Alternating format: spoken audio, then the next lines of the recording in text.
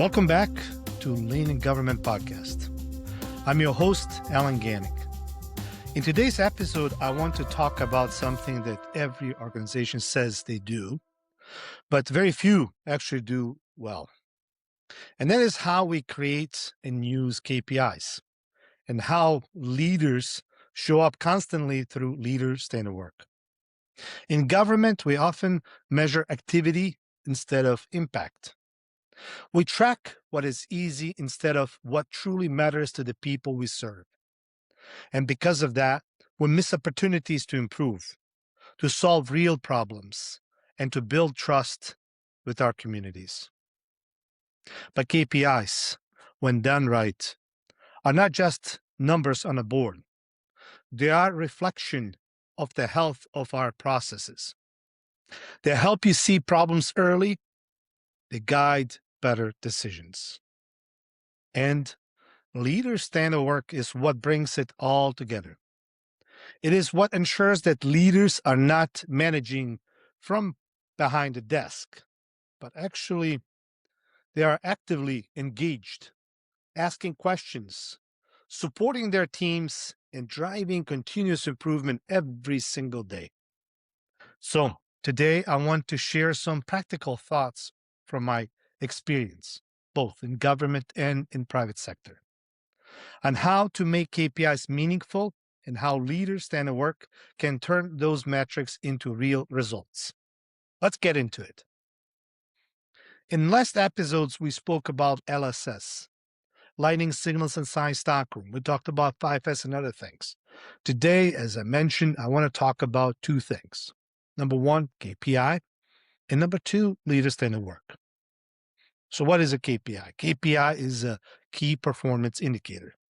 It's abbreviation for key performance indicators or indicators. So those indicators tell us how we are performing towards our goal. Are we doing well or we need to improve? And I just opened up one of my KPIs that I had in my distribution centers, in my warehouses, while working for the government. And certain things we measured for a reason, for a purpose. What mattered to us as an organization, as well what mattered to our internal customers, as well external customers. Because in government, we don't serve just internal or just external, we serve both in most cases. So I have to serve my internal customer, provide the products that they need to fix for our citizens and residents, things that broke and need to be fixed. I have to have those supplies. I got to take care of my internal customer. If I take care of them, they'll take care of the external customer, which is the resident and citizen of that city. So I want to share with you some KPIs that we measured in warehouse. However, what I'm going to tell you today, those KPIs kept changing year after year. And why? Well, when we started to measure things and we improved and we consistently show 100% good results, then I would cancel as a leader, I would cancel that KPI because we perform well. We build the system to sustain it. There's no more reason to show off in front of someone that we're in green constantly. Typically 3 to 6 months. I prefer 3, sometimes 6 months, where if I'm consistently in green, then I would eliminate and take care of that off the board or KPI report and not report to the leaders or our staff members. All right, let's look at some KPIs here that I have prepared from my old jobs and in the distribution center. One of the things that was important to us in warehouse environment and purchasing, where we spend millions of dollars of your taxpayer dollars and ratepayers, we wanted to make sure that we spend just enough, that we don't waste money. Number one. Number two, we wanted to make sure that we equally spread that wealth amongst all these different distributors. So we don't want to make one distributor multimillionaire versus another one, a smaller mom and pop shop, not make any business with them. So we created a KPI. So purchasing, management staff, and I agreed on it. So we had listed all the contracts that we have at that time. We listed also what the expiration dates are. And then we color coded. Green means we have a contract, it's still active. Red means it expired. We don't have a active contract. We just had it and we have a date when it expired. And then we had a contract that we don't have a contract at all. And that's okay. You're not going to have contract with every supplier that you have within your organization. That's normal. But then we also measured, in this case, I'm looking at 2019 versus 2020, how much money we spend with each contractor, each supplier and on each contract. So some of the suppliers we spend, I see here 1 million because we had one supplier, one contract where we would be purchasing water meters. And as you know, water meters are very expensive. So we would spend more than 1 million with them. However, in 2019, if we look at it, in 2018, we spent a lot more money than 2020. Why? Because we became better in managing inventories. We analyzed, studied, and we found ways to spend less, even though the demand was higher. It would make sense typically, but it does. If you spend less and you only purchase what you need, then of course you're going to spend less money with that supplier. Another thing is ABC. We looked at ABC, classified items, and I'll talk more about that in future episodes. But A items is the most critical item, most expensive item. That's where 80% of your cash is tied in. Do you have a lot of SKUs? Probably not, but that's where your money is at. Like meters. Let's talk about meters. I had meters for the east of Grand Rapids City that cost just one meter, $15,000 or $20,000 today. Just one meter. It's a big meter. And then you have B items and C items, bolts, nuts, washers, things like that. You have millions of those, but the value is not that high. So we measured that. We want to make sure that we take care of A items. That's what keeps the organization, like cities, running. You got to make sure you got that on the shelf and just enough to support the operation. Then we have another one, not just a number, we had also value by ABC. The other thing, we had annual cost of goods sold. So we had that measured. So, for example, what was our budget? How much did we spend?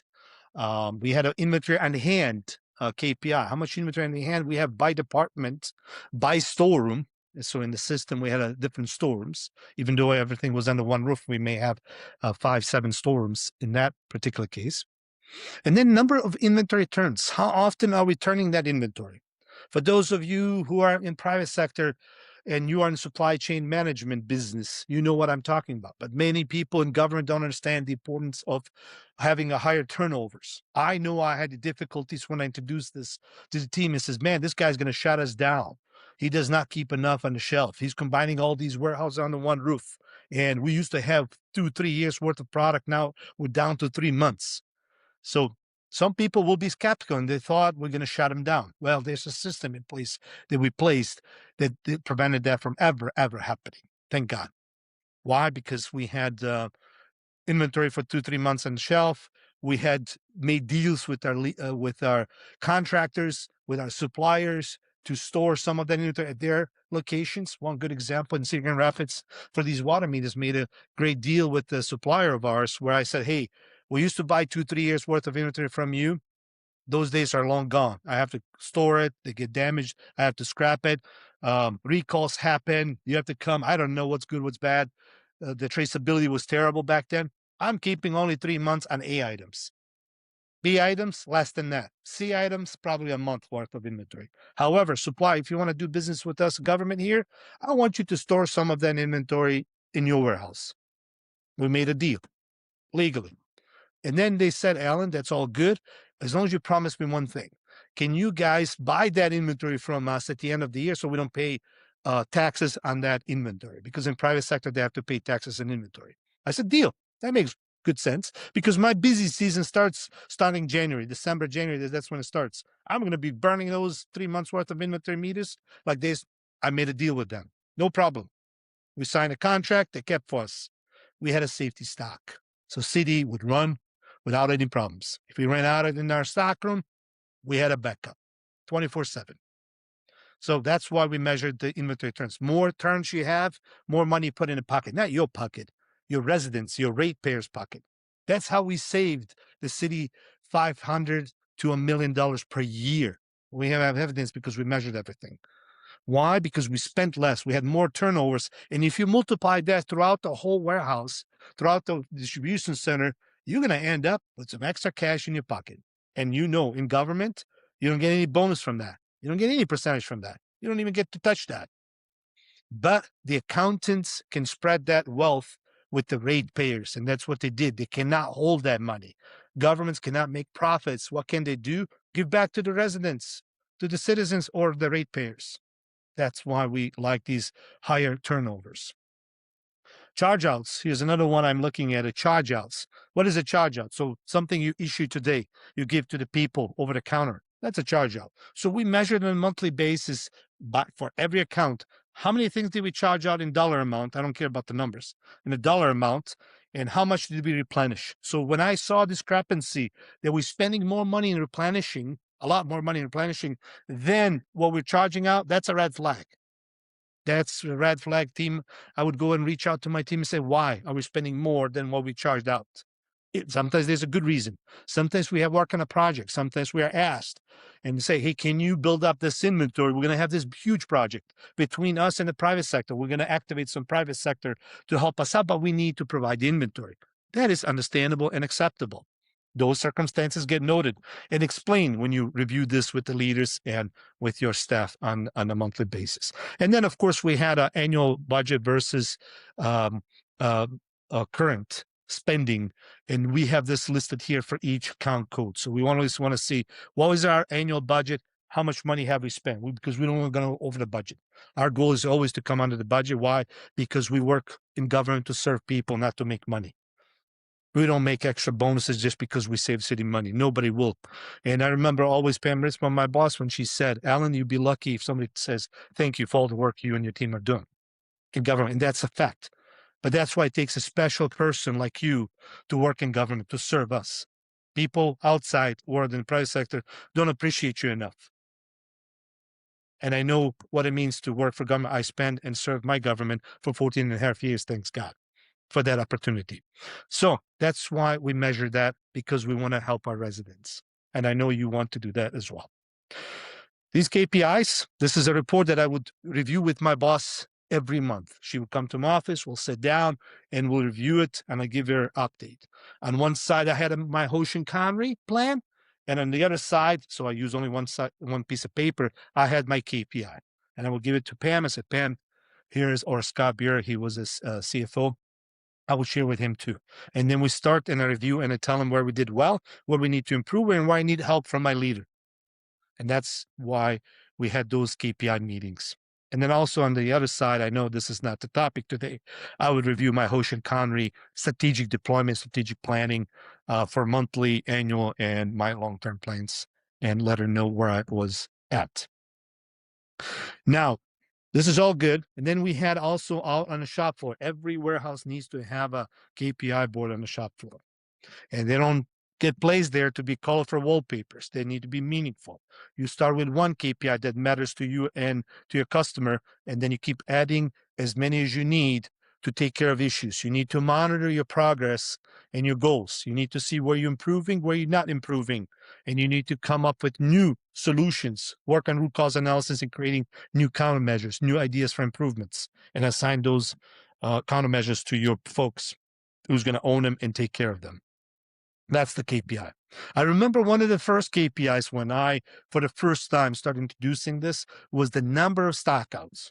Because my customer, when I first took over the warehouses and I told them I'm going to turn this into a distribution center and I'm going to lean them out. I know this is not a good terminology, but I'm going to make sure that we're as lean as possible to the best of my ability. So we save the organization money, we save our citizens and our taxpayers money as much as we can. And we provide the best possible service to our customers, internal customers. So they don't have to come to the warehouse and find out in the middle of the night they don't have a part that they need.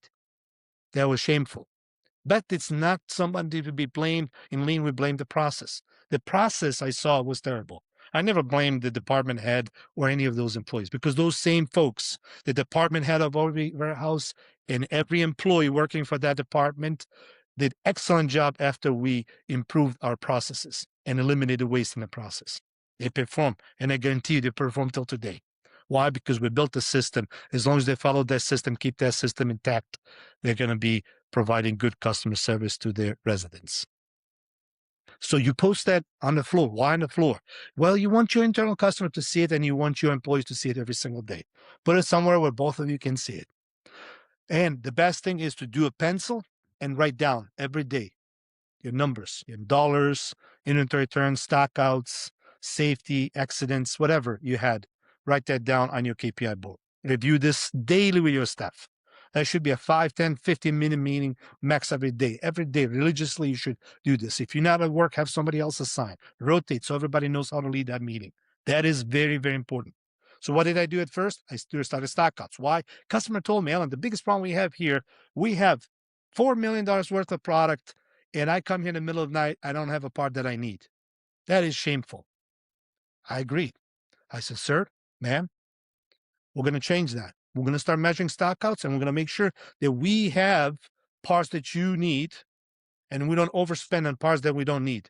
That's going to take years, and we maybe never going to use it. And I'll talk in future episodes about another warehouse where we have stored products that we never use it. We had to scrap some, sell some, whatever we could do, give some back to the supplier to get some credits. We've done it all. And I'll talk about that more about that in future episodes. What I want to talk about today is the KPI is very important. Most people, unfortunately, fake it. Most people make it like a shiny wallpaper. That's not right. Not right at all. So don't do that. Measure what matters. After you improve, get rid of it. Measure another thing. There's always room for improvement. Enough about KPIs. Let's move on to leaders standard work. Leader standard work is something right after I created KPIs, I had my leader standard work for myself that I created, but then I thought my direct reports, my supervisors, I trained them, developed them, let them create their leader standard work. Now their leader standard work aligned with my leader standard work. We were reviewing this on a weekly basis. They had alignment. There were times where I gave them more work that they could handle, and they were able to show them leader standard work. I had to take something off their plate, so I helped my employee. After my supervisors saw the benefit leaders standard work, they now created for their team members. It cascaded down. Why? Because leaders standard work, we're humans. They will keep us intact. They will tell us when we need to do a KPI report, when we need to update something, when we need to have a certain meeting. What do we need to measure? All that needs to be part of the leader standard work. Now, how do we develop leader standard work? This is not the time. This is just a podcast that tells you, kind of gives you some ideas and tells you things you could do to improve. But leader standard work should be implemented not just in the private sector, everywhere. Everywhere. We should not just practice this in military. Our military, if you served our country, are very they stick to the schedule. They schedule well, and they follow up on their schedule, and they do a very good job. So good. I met many military people. I had Marines working with me, and they explained to me, what you're teaching us, a lot of that stuff was done in the military. We had to follow these rules, and we had a lot of success because of these standards.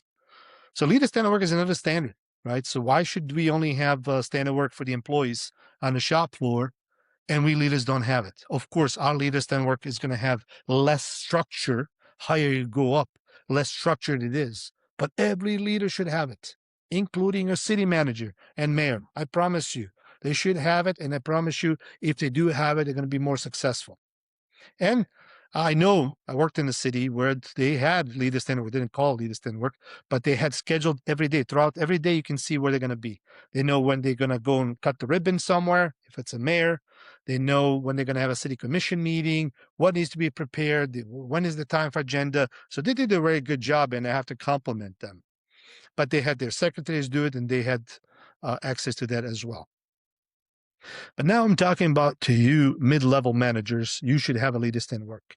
People below you, managers below you, supervisors, team leaders, all those folks that are in leadership role should have leader standard work.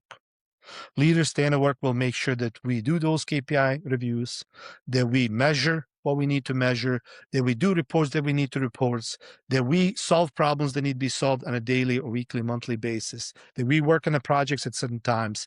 This will help us structure. Today, I had a conversation with my own mother, and we were talking about something, and she reminded me of this. She said, "Oh, my son, I know you're busy. You do a lot of stuff, community, work, family, podcast, social media." But she said, "I don't know how you do it. I know you're organized. Ever since you've been a child, you've always been organized. And I told my mother about this leader standard work concept. I said, Mom, if I did not have this concept, I know you think I'm smart and well organized since I was a kid. Those are some of the facts. But that would not help me if I did not have this tool called leader standard work. And I explained to her, I said, Mom, next time you come for a visit, I'll show you. I showed other people. My day is scheduled from the morning till the evening. I know what meetings I will have. I plan when to take a nap. I plan when to go for a walk. And I plan my whole day, not just work, but my private life as well. So I plan today, and it's part of my leaders in work to do this podcast. I know I haven't done in a while, but I put it on my list and today I'm going to do it. And I kept my promise. Yesterday, I recorded something else for the community event that we're going to have this weekend. So I was recording a promotional video. So all these things need to be planned out. If you plan out and you have a leader standard work and everything's planned and you check and you follow up on it, you don't just make it again like a wallpaper. You really follow up on it. You'll see soon that you can't work without it. You're going to say, where is this before? You're going to be more productive. You're going to have more time for your family. You're going to be able to serve your community. Why should you spend 12 hours at work if you can spend only 8 hours? Get all that job done that you need to get done and more, and spend the rest of the time with your family. You do your hobbies. I know people and I help people in government. I know one person that was in a very high position working 11, 12 hours, 7 days a week, ended up having a heart attack. That person I advised to work on leader standard work and develop leader standard. I worked with that person. It was started with sticky notes in her office. But after we developed the leader standard work and she really followed up on it, she reduced her working times to 8 to 10 hours, 5 days a week. Weekends, she spent with her granddaughter, with her family, and she was able to relax a little bit more. And this is a real story. This is something that really impacts people. It can impact your health. So don't think this is a tool like a screwdriver or a power drill. Okay, think about this. This is good for you. So leader standard work is good for you. The KPIs I mentioned earlier is good for you as well. Why should you pull your hair out of your head at the end of the month if you go over budget? Measure daily. Look at it. You're going to know before you go over budget. And if you have to go over budget, which I have done, then I must have a reason. I go to the boss and I go ask. I used to go to city commission, ask for an increase of certain account codes, asking for more money. But I had evidence. I told them why. We have this unexpected project that we need to do. I need an additional $250,000 for this, just for this account code. We manage many account codes. I can't even remember how many between all the warehouses. There's so many. But I would go to the commission if you have evidence and you show them the KPIs. Said, yeah, you got everything black and white. Approved. Never had an issue. Never had an issue. And it was a quick approval. There were not a lot of questions. If you bring them everything and you're transparent, it will help you. All right. So that is what I wanted to share with you today. As we wrap up today's episode, I wanted to leave you with this. KPIs do not improve anything on their own. Nothing. Boards do not solve any problems. If you think that will solve your problem, don't even spend money on boards. Reports do not create change. People do. You. I'm talking to you. You will make that change. And it is the role of leadership to create clarity around what matters, to focus on right metrics, not the fake ones. What really matters, right metric. One.